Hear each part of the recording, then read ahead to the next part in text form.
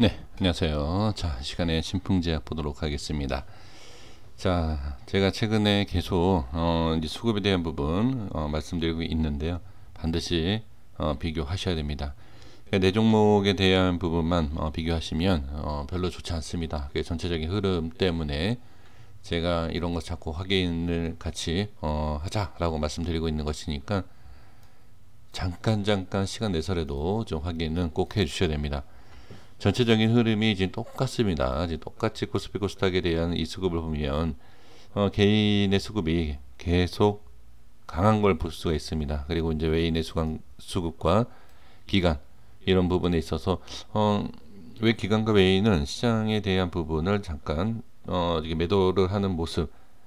그러니까 이게 잠시인지 그죠? 근데 지금은 며칠 동안 계속 이러한 모습이다라는 걸 반드시 꼭 체크를 하셔야 됩니다.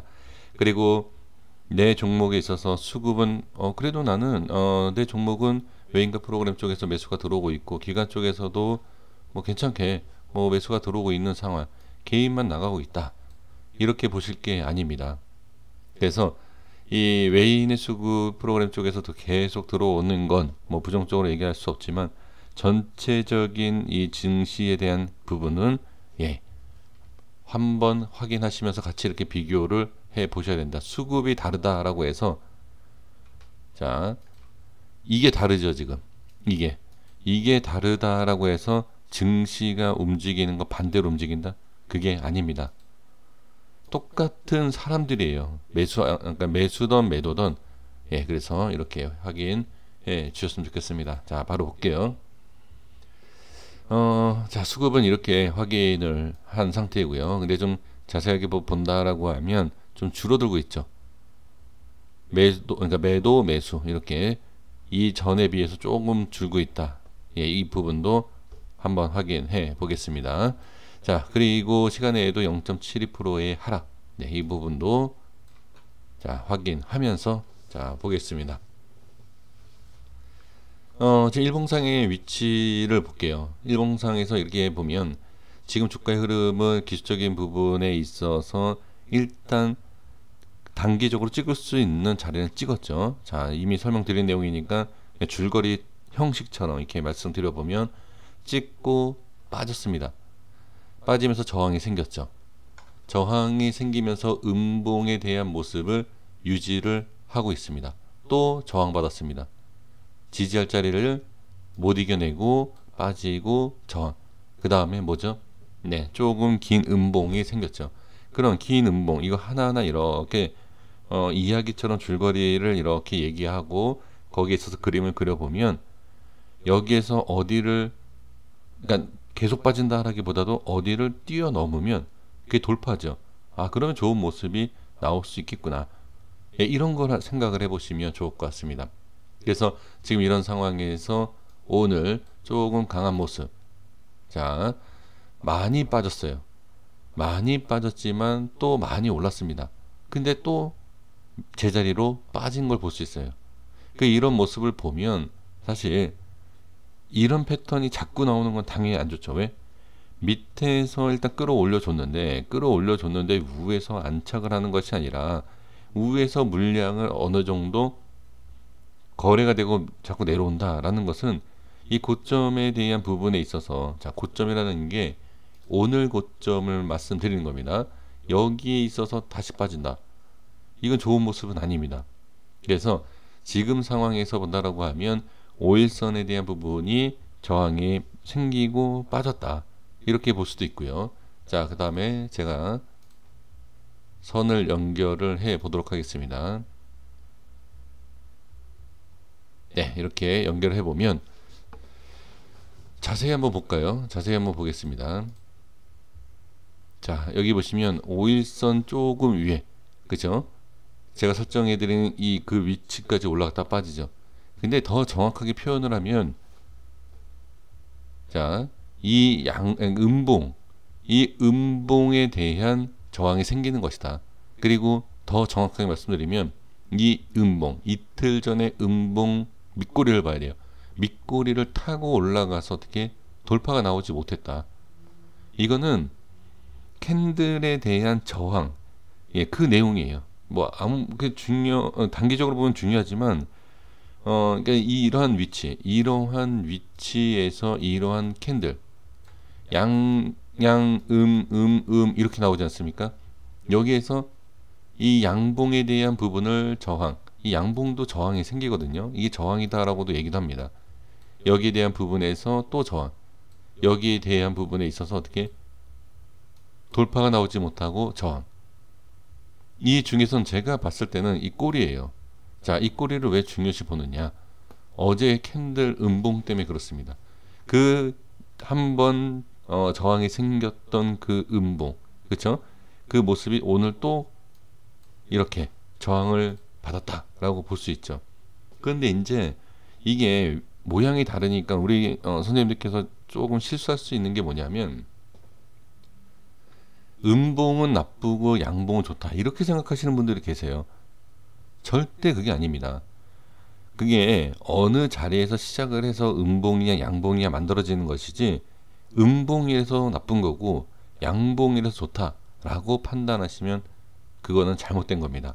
그래서 지금 보시면 양봉이긴 하지만 음봉보다 못한 양봉이 될 수도 있어요.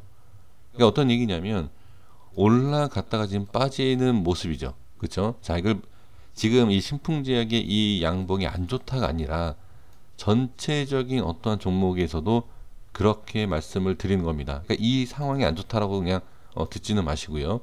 그래서 지금 이러한 부분에 있어서 올라갔다가 빠지는 이 과정에서 저항이 생긴 부분이다. 그러면 이게 또 저항이라는 얘기예요. 결론은. 근데 이제 여기에서 더 안 좋은 모습이 나올 수 있다는 건 무엇이냐면 여기에서 나온 거랑 똑같아요. 상승했죠. 이 상승하는 과정에서 밀리면서 이게 저항이 생겼죠. 양봉인데 그 여기에서 뭐냐? 여기에선 당연히 갭 하락을 하면서 이 밑에서 이렇게 출발한다라고 하면 여기가 또 저항이다라는 거죠. 그러니까 이게 좀 복잡해요. 그러니까 이 부분에 있어서 이해를 하시려고 하실 필요가 없이 그냥 제가 말씀드리는 거에 있어서 그냥 저항이다. 근데 저항에 대한 부분에 있어서 또 제가 자세하게 또 설명을 드려야 하는 입장이기 때문에 그렇게 말씀을 드린 겁니다. 그래서 이것도 밑에서 시작을 한다라고 하면 이것도 좀 저항이 생기는 캔들이다 라는 걸 볼 수가 있습니다. 그리고 이 신풍제약에 있어서 가장 궁금해 하시는 건 아마 수급일 거예요. 이 외인 그리고 이 프로그램 쪽에서 들어오는데 이건 빠지는 거다라고 볼 수 없지 않느냐. 제가 다시 말씀을 드리지만 수급만 보면 누가 봐도 상승은 맞아요. 근데 상승이 나오더라도 어떻게 눌리고 어떤 식으로 반등이 나오느냐 그 차이고요. 그 다음에 만약에 이 수급에 대한 부분을 가지고서는 이게 상승이다라고 얘기한다 그러면 이러한 수급만 보죠. 그러니까 차트도 아니고 재무제표도 아니고 그냥 수급편만 보면 그렇죠? 이것만 보면은 매수를 하면 된다는 얘기죠. 근데 이제 변수라는 게 항상 있죠. 여기에서 이렇게 이런 모습이 나온다라고 하더라도 여기에서 갑자기 예를 들어서 매도 물량이 나오기 시작하면 또 안 좋지 않습니까? 그렇죠? 그러니까 이거 갖고 너무 집중을 하시면 저는 바람직하지 않다. 그러니까 이 모습이 올라갈 것 같다라고 판단을 하신다라고 하면 그냥 이렇게 빠질 때 기분 좋게 밑에서 잡으시는 그런 전략? 나한테 기회가 오는구나. 이렇게 생각하시면 됩니다. 만약에 이게 올릴 것 같다라고 하면 제가 이것 때문에 올라간다라고 말씀드리는 부분은 아닙니다. 근데 질문을 주시는 부분이 부정적으로 보시는 분도 계시지만 그래도 이유가 있지 않느냐. 그렇죠? 그러니까 다 의심을 하셔야 돼요. 이런 모습이 나와서 뻔히 아는 상황에서 올려준다. 이거냐? 아니면 이런 상황에서도 그래도 빠질 수 있는 그런 부분이냐? 이거를 양쪽을 다 생각을 하셔야지 무조건 올라간다라고 생각하시면 안 된다라는 겁니다. 그래서 지금 이 부분에 있어서 상당히 궁금해 하시지만 지금은 확실하게 그냥 저항이다. 이렇게 봐주셔야 됩니다. 그러면 지금 상황에서는 다음 자리를 봐야 됩니다. 이렇게 좀 다음 자리를 보시는 게 좋고요. 자, 그리고 분봉을 잠깐 가볼게요. 이 30분봉, 자, 5분봉 잠깐 보고 30분 보겠습니다. 지금 흐름에 있어서도 상승 나오고 나서 좀 지루한 이런 모습이 나오죠. 자, 30분봉에서는 제가 이제 보려고 하는 것이 무엇이냐면,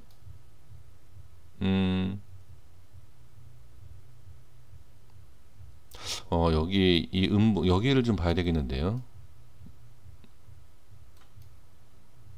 네, 이 자리를 좀 보는 게 좋을 것 같습니다. 이 자리에 대한 부분, 자, 오늘 뭐 정확하게 터치한 건 아니에요.